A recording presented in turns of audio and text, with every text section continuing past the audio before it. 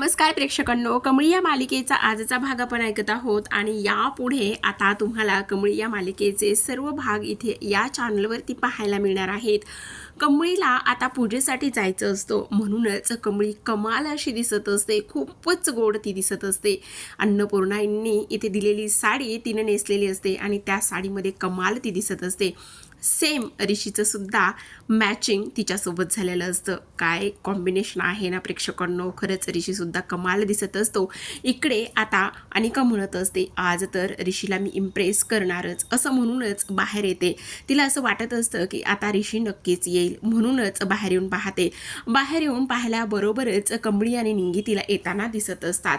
आता कमळी आणि निंगी इथे समोर दिसता क्षणी कमळीवरती तिचं लक्ष जातं आणि तेव्हाच ती तिला म्हणत असते, तुम्ही इथे काय करत आहात. आणि त्याचसोबत सगळ्यात महत्त्वाची गोष्ट म्हणजेच की आतापर्यंत माझ्या कार तुम्ही वॉश केलेल्या आहेत, माझी गाडी धुतलेली आहे आणि तुम्ही माझी गाडी धुवून सुद्धा इथे तुम्हाला आता हे झालं नाही का, तुम्हाला बरं वाटलं नाही आहे का, तर तुम्ही आत्ता इथे अक्षरशः माझ्या भांडी घासायला आलेला आहात का इथे माझ्या घरी, असंच ती आता इथे बोलत असते.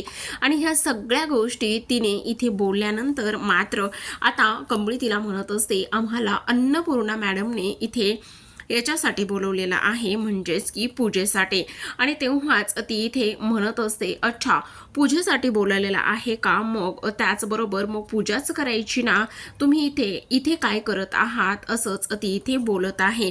आणि त्याचबरोबर आता इकडे बाहेर ऋषीच्या कारचा आवाज आलेला असतो आणि बाहेर ऋषीच्या कारचा आवाज आल्याबरोबरच आता इकडे निंगी म्हणत असते, मला असं वाटतंय की ऋषी सर आलेले आहेत, चल ना आपण ऋषी सरांकडे जाऊयात. तेवढ्यातच आता इकडे कमळी म्हणत असते, तू जाऊन ये, मला ना इथे आजींना भेटायचं आहे आणि आजोबांना सुद्धा, म्हणूनच मी तिकडे जाते, असंच इथे ती बोलते. आणि ह्या सगळ्या गोष्टी तिने बोलल्यानंतर लगेचच आता कमळी इकडे जायला निघालेली असते.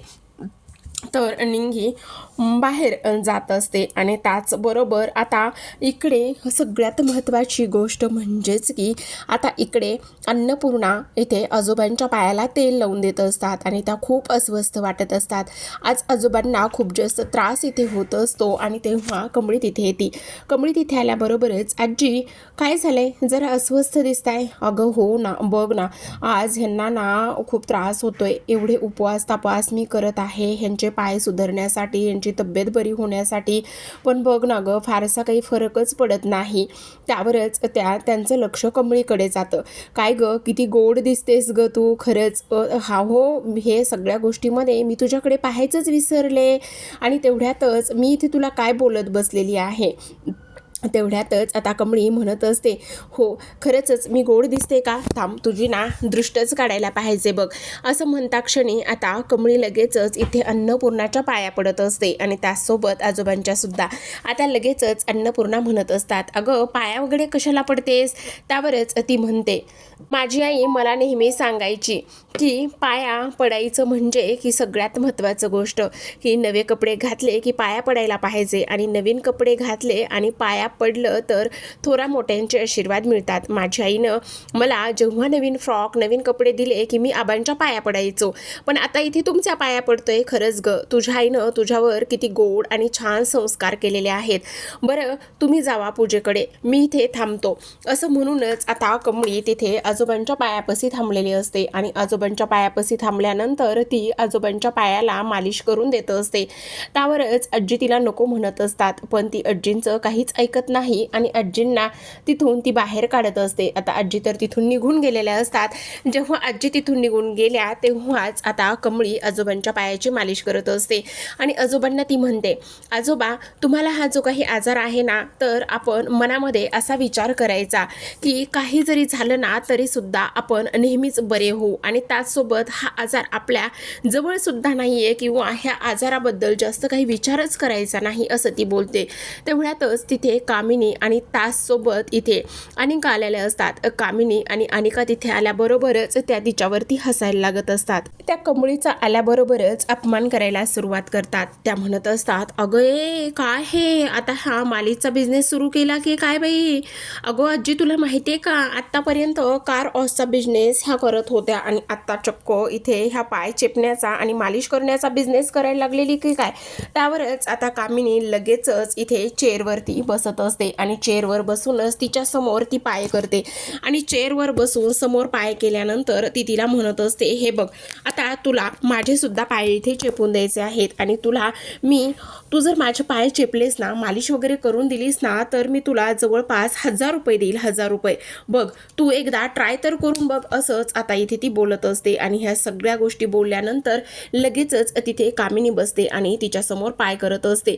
पाय केल्यानंतर आता लगेचच अनिका म्हणत असते, हे तुला सांगितलेलं कळत नाही का, माझ्या ग्रँडमाचे पाय चेपायचे आहेत, मालिश करून द्यायची आहे, दे लवकर, चल पटकन कर स्टार्ट लवकर. असं म्हणूनच आता मुद्दामूनच कमळीचा ती लोक अपमान करत असतात आणि बस बस लवकर, बघ बघ इथे माझ्या आजींचे इथे पाय मॉलिश वगैरे करून दे तू. आता ह्या इथे तिचा अपमान करत असतात. तेवढ्यातच तिथे अन्नपूर्णा आलेल्या असतात. अन्नपूर्णांनी ह्या दोघींना या पद्धतीने सगळं काही करताना पाहिलेलं असतं. आता इकडे जे काही कामिनी आहे तिचे पाय टेबलावर असतात आणि टेबलावर पाय असताना त्या कमळीला पाय चेपायला मॉलिश करायला सांगत असतात. तेवढ्यातच अन्नपूर्णा तिथे येतात. अन्नपूर्णा तिथे आल्याबरोबरच आता ती म्हणत असतात, कामिनी काय चाललंय तुझं हे? तुला जरा तरी लाज लज्जा शरम वगैरे असं काही वाटतंय का नाही? कुठली पद्धत आहे ही तिच्याकडून काम करून घेण्याची? आणि ती इथे काही नौकर वगैरे नाही आहे आणि त्याचसोबत इथे तू तिच्याशी अशा पद्धतीने कशी वागू शकतेस कामिनी? आणि त्याचबरोबर लगेचच ती उठून बसते आणि म्हणत असते, अगं वहिनी असं काही नाही आहे, मी फक्त तिला आपलं पाय वगैरे चेपायला लावत होते, बाकी काही नाही. त्यावर लगेचच आता आम्ही इकडे दादाकडे आलो होतो. पण लगेचच अन्नपूर्णा म्हणत असतात, काय गे अनिका, एवढ्या वर्षामध्ये कधी साधी आजोबांची चौकशी करायला आली नाहीस किंवा आजोबा जेवले का, ते कसे आहेत काय आहेत ह्या गोष्टींची कधी तू साधी चौकशीसुद्धा येऊन केली नाहीस. आणि आज तुला तुझ्या आजोबांची एवढी काळजी आहे आणि ती मुलगी इथे त्यांची सेवा करते, तर तुम्ही तिला नौकर आणि मोलकरींचा दर्जा दिलेला आहे. काय गे कामिनी, खरंच मी नेहमीच म्हणते की नेहमीच आपल्या आईनं संस्कार केलेले असायला हवेत. पण अनिका, तुझ्या आईनं तुझ्यावरती अजिबातच संस्कार केलेले नाही आहेत. आणि सगळ्यात महत्त्वाची गोष्ट म्हणजेच की इथे त्या मुलीच्या इथे अंगामध्ये संस्कार हे रुजलेले आहेत. म्हणूनच तिने तुम्हाला आत्तापर्यंत सदा एक उलट शब्दसुद्धा दिलेला नाही आहे. असं म्हणूनच आता इथे अन्नपूर्णा कमळीला बाहेर निघून घेऊन जात असतात. तर इकडे त्या गेलेल्या दिशेनेच आता अनिका जी आहे ती अनिका मागे खोड्या काढत असते आणि रागातच आता तिच्या खोलीमध्ये निघून जाते. रागात खोलीमध्ये निघून गेल्याबरोबरच मोबाईल आपटायला सुरुवात करत असते आणि ती म्हणत असते, माझी आजी त्या गावछाप मुलीमुळे माझ्यावर ओरडली, माझ्याच घरामध्ये, आणि तिची एवढी हिंमत झालेली आहे त्या कमळीची की माझ्याच घरामध्ये येऊन माझ्याच आजीला माझ्या विरुद्ध भडकवण्याचं काम त्या कमळीनं केलं आहे. हे सगळं काय आहे आणि हे सगळं का आणि कशामुळे? त्यावरच आता कामिनी तिला म्हणत असते, एक मिनिट जरा शांत होणार आहेस का? एवढा कांगावा करू नकोस. आणि त्याचबरोबर इथे आता ती मुलगी ह्या घरामध्ये आलेली आहे ना, तिने इथे पायाला मॉलिश केलेली आहे ना, पण तू काळजी करू नकोस, सगळं व्यवस्थित होणार आहे. ही आजी आहे ना, ही आजी आहे तोपर्यंत तुझ्या सगळ्या गोष्टी इथे तुझ्या मनासारख्याच होतील, त्यामुळे तू अजिबातच काळजी करू नकोस. कामिनीचा डाव म्हणजेच वर्मावर घाव, असंच कामिनी बोलत असते. पण इकडे मात्र अनिका खूप चिडचिड करत असते. ती म्हणत असते, नाही, मला त्या गावछापला चांगलाच धडा शिकवायचा आहे. काही जरी झालं तरी सुद्धा इथे मी तिला चांगलाच धडा शिकवणार आहे. असंच इथे ती बोलते. त्यावरच आता कामिनी म्हणत असते, तू अजिबातच काळजी करू नकोस, तुला पाहिजे आणि तुला हव्या त्याच गोष्टी इथे मी तुझ्याकरिता घडवून आणेल. असंच ती बोलते. आणि आता ऋषी येणार आहे ना, मग ऋषी येणार आहे तर तुला सगळ्या गोष्टी ऋषीसाठी करायला हव्यात की नाही? बोल ना, बरोबर की नाही? आणि त्या कमळीचा राहिला प्रश्न त्या कमळीचा, तर त्या कमळीला आपण चांगलाच मिळून धडा शिकूया, असंच ती बोलत असते. त्यावरच अनिका म्हणते, नेमकं आपण काय करणार आहोत ते तरी सांगणार आहेस का तू? हे बघ, तिला आता या घरामध्ये ॲम्ब्युलन्स घ्यायला येईल. एकदा का तिला ॲम्ब्युलन्स घ्यायला आली की ती ॲम्ब्युलन्समध्येच बसून जाईल. समजलं? नेमकं काय करणार आहेस? सांगते सगळा काही प्लॅन सांगते. तर इकडे दुसऱ्या बाजूला ऋषी आलेला असतो. म्हणूनच आता निंगी गेलेली असते. निंगीने ऋषीची कार बघितलेली असते. रेड रंगाची खूपच कार कमाल अशी दिसत असते आणि ती म्हणत असते, ऋषी सर बाप रे कसली सुंदर कार आहे. आणि अगदीच ती इथे पिक्चरमध्ये वगैरे दाखवतात ना तशीच कार आहे. आणि ते काय आहे ना वरती ती काच उघडी होते त्याला काय म्हणतात त्यावर तो म्हणत असतो, हो ते सनरूफ ना आहे ते सुद्धा आहे. तर इकडे आता अनिका बसलेली असते आणि तेव्हाच ती म्हणत असते, आपला एक सेल्फी काढायचा का बेबी, आपण किती छान कमाल अशा तयार झालेलो आहोत. आता लगेचच इथे ती म्हणत असते, हो चालेल. तेवढ्यातच बाहेर मोलकरीण मावशी आलेल्या असतात आणि त्या म्हणत असतात, अनिका बेबी बाहेर ऋषी सर आलेले आहेत. ऋषी म्हणता क्षणी धावतच अनिका तिथून निघून गेलेली असते.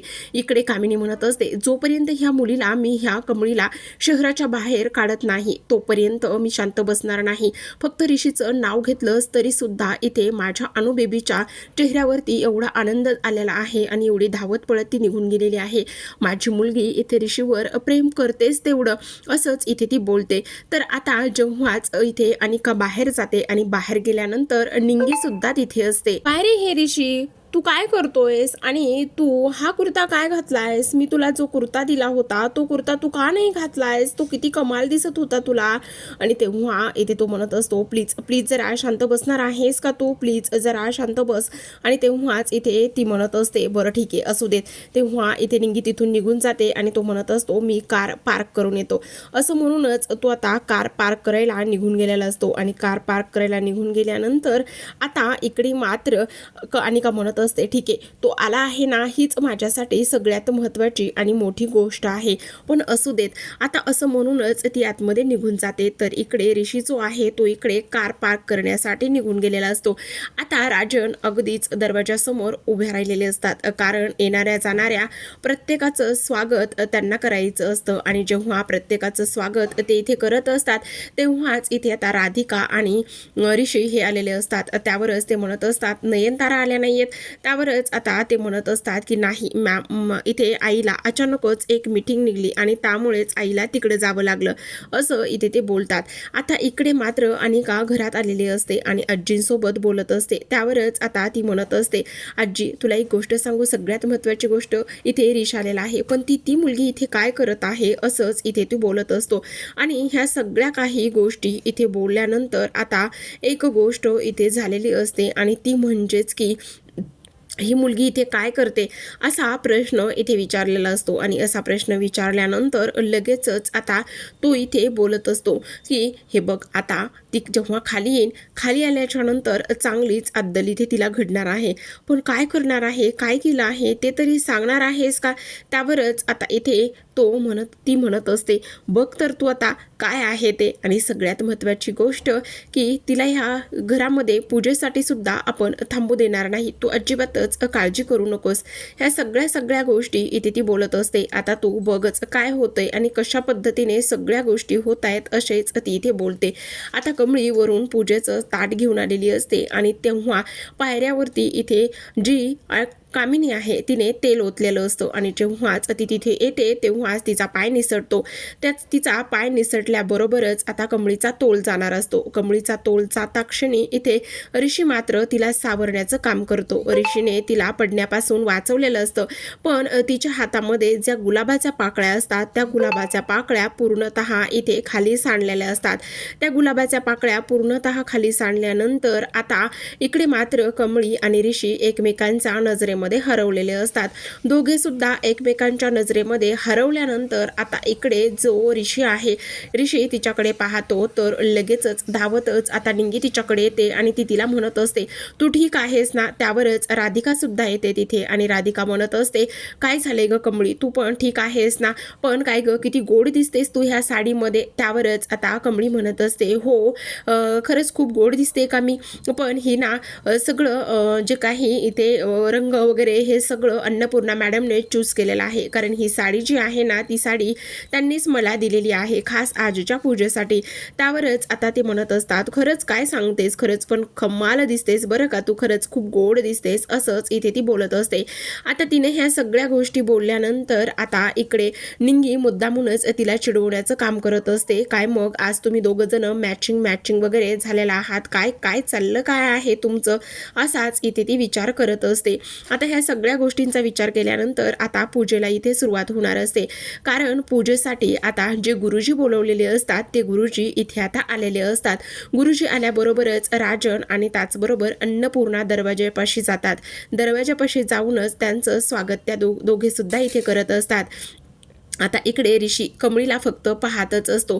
तेवढ्यातच राजन त्याच्या पुढे जातो आणि राजन त्याच्या पुढे गेल्यानंतर इथे तो त्याच्याशी बोलण्याचं काम करत असतो. तर इकडे मात्र अनिका फक्त आणि फक्त ऋषीकडे पाहतच असते. तर इकडे कमळी कमाल दिसत असते, म्हणून जो ऋषी आहे तो तिच्याकडे पाहत असतो. आता इकडे नमस्कार करत असतात. त्याचबरोबर आता कमळीच्या हातामध्ये काही गुलाबाची फुलं असतात आणि काही गुलाबाच्या फुलांच्या त्या इथे पाकळ्या करत असते.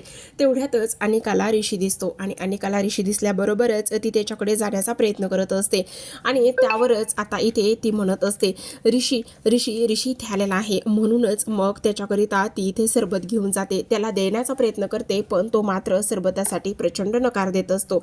आता लगेचच अनिका हातातून सरबत फेकून देण्याचं काम करते, पण तेवढ्यातच कामिनी तिला समजावते.